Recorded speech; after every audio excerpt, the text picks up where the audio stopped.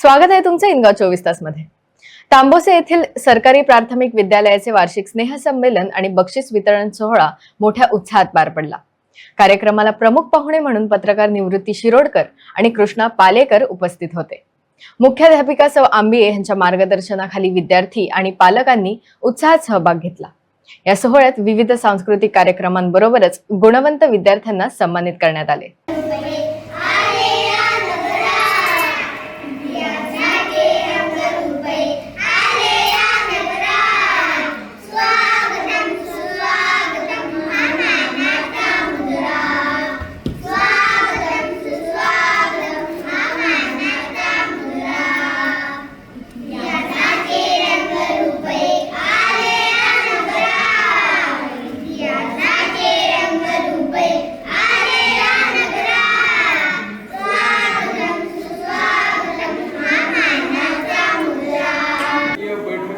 हे विद्यार्थी आणि त्यांचे पालक या ठिकाणी एक चांगलं स्नेहसंमेलन बघण्यासाठी आपण सर्वजण जमलो आहोत। मी जास्त बोलणार नाही, एवढंच सांगेन की प्रत्येक आई वडिलांनी आपल्या मुलांचा विचार करत असताना शिक्षण हे केवळ सरकारी नोकरी मिळवून देण्यासाठी नाही, हा अगोदर आपण ठाम निर्धार केला पाहिजे। शिक्षणामुळे आपल्याला या विश्वात, या जगात, स्पर्धात्मक जगात टिकायचं असेल तर शिक्षण हे महत्त्वाचं आहे। एखाद्याला शिक्षण घेत असताना अनेक अडचणी येतात आणि आता अनेक ठिकाणी आश्रयदाते आहेत, वेगवेगळी शिक्षणाची मदत करत असतात।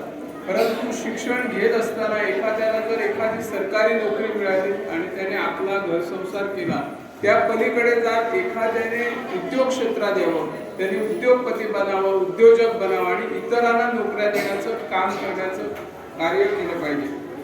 आज आपण बघत असतो या जगामध्ये सर्वात महत्त्वाचा घटक कोण असेल तर तो शिक्षक आहे।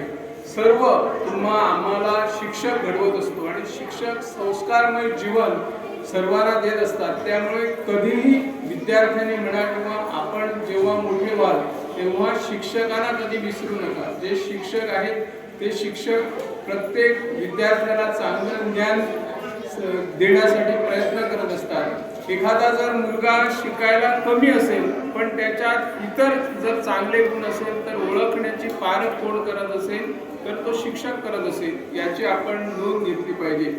आणि आई वडिलांनाही मी विनंती करेन की आई वडिलांनी आपल्या मुलांना, म्हणजे ती मुलगी असो किंवा मुलगा असो, त्याने अमुकच शिकलं पाहिजे, अमुकच डॉक्टर म्हणा किंवा अमुकच इंजिनियर व्हायला पाहिजे। ज्या मुलाला कोणत्या क्षेत्राची आवड आहे त्या क्षेत्रामध्ये त्याला जाऊ दे, त्यामध्ये त्याला प्रगती करू द्या। आता खेळ क्षेत्रामध्ये अनेक आपण प्रगती करू शकता।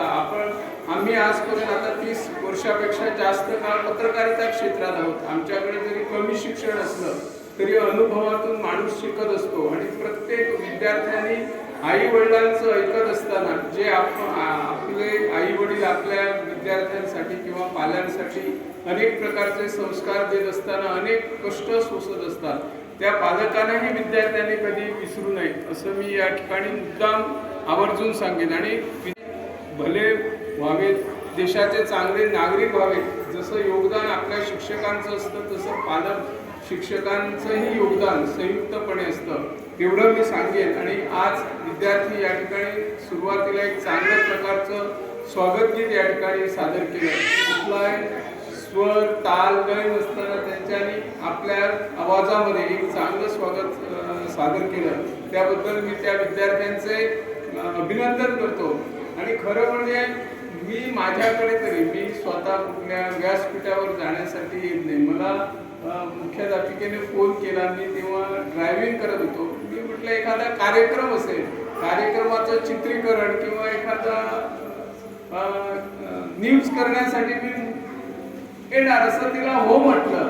मग त्याने काल मला निमंत्रण पत्रिका पाठवली, त्यांना मला जरा आश्चर्याच बसलं। खरं म्हणजे पत्रकारांनी खरं म्हणजे स्वतः व्यासपीठावर यायचं नसते, दुसऱ्यांना प्रसिद्धी द्यायची असते, स्वतःची प्रसिद्धी कधी घ्यायची नसते असा मी तरी मला नियम घालून घेतलेला आहे। परंतु टीचरच्या आग्रहासाठी मी आज खरं म्हणजे व्यासपीठावर आलो। मला खरं म्हणजे या मुलांचं गॅदरिंगचं चित्रीकरण करायला आवडलं असतं किंवा एखादी छान बातमी करत असताना काय करतात याचं चित्रीकरण आणि ते संवादामध्ये मला तसं करायचं होतं, परंतु टीचरच्या आग्रहामुळे आज मी व्यासपीठावर आलो. पालक शिक्षक संघाने मला या ठिकाणी संधी दिली. टीचरने एवढ्या कमी मुलांना स्वतःचा ॲडजस्ट करून एक गॅदरिंग ठेवलं ही टीचरची कौतुकास्पद बाब आहे. मुलांचे कलागुण हे मुलांच्या कलागुणांना आपणच वाव द्यायचा असतो. सर्वच मुलांमध्ये काही नाही काही कलागुण लपलेले असतात, ते आपण शोधून काढायचे असतात आणि हे काम टीचरचे तसेच पॅरेंट्सचेही असतात. पॅरेंट्सनी सुद्धा पाहिलं पाहिजे की आपल्या मुलांमध्ये कुठचा गुण आहे, का आहे. वेगवेगळ्या प्रकारच्या स्पर्धा होतात, वेगवेगळ्या ठिकाणी होतात, त्यावेळी आपण मुलांना घेऊन गेलं पाहिजे. शिक्षकांना आपण सपोर्ट केला पाहिजे.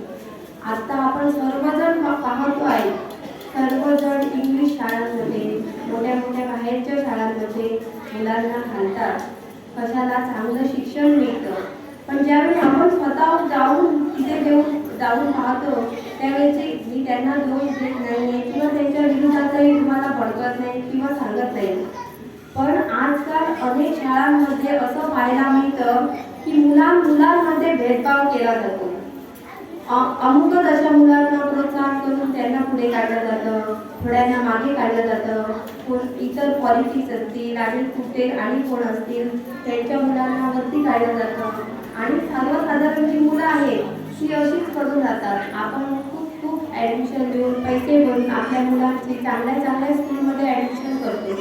मित्रांनो, खरोखरच इथे पहिल्यांदाच उल्लेख केला निवृत्ती शिरोडकर सरांनी, तो म्हणजे स्वागत गीताचा. आपण जर स्वागत गीत त्यांचं ऐकलं तर त्या स्वागत गीतामध्ये कुठल्याच ताल नव्हता, सूर नव्हती, म्हणजे तबला नव्हता, पेटी नव्हती, तरी सुद्धा ऐकायला ते तुमचं स्वागत गीत हे सुमधुर वाटत होतं. म्हणजे ह्यावरून कळतं की तुम्ही किती मेहनत या विद्यार्थ्यांप्रती घेतात. आणि खरोखरच सांगायला मला इथे अभिमान वाटेल की आम्ही ज्या वेळेला सरकारी प्राथमिक विद्यालय म्हणतो त्यावेळेला सरकारी मराठी प्राथमिक विद्यालयांना आम्ही एका वेगळ्या दर्जानं पाहतो. आज जर गोव्यातील कुठलाही वर्तमानपत्र जर आम्ही उघडून बघितलं किंवा कुठलाही फेसबुकवरती किंवा इंटरनेटवरती जर आम्ही सर्च केलं आणि मुलं जी चमकतात राज्यस्तरीय पातळीवरती किंवा देश पातळीवरती जी मुलं चमकतात त्यांची जर आम्ही आकडेवारी घेतली तर ती सर्व मुलं जी आहेत ही प्राथमिक विद्यालयातून अशा पद्धतीच्या शाळेतून घडलेली आहेत.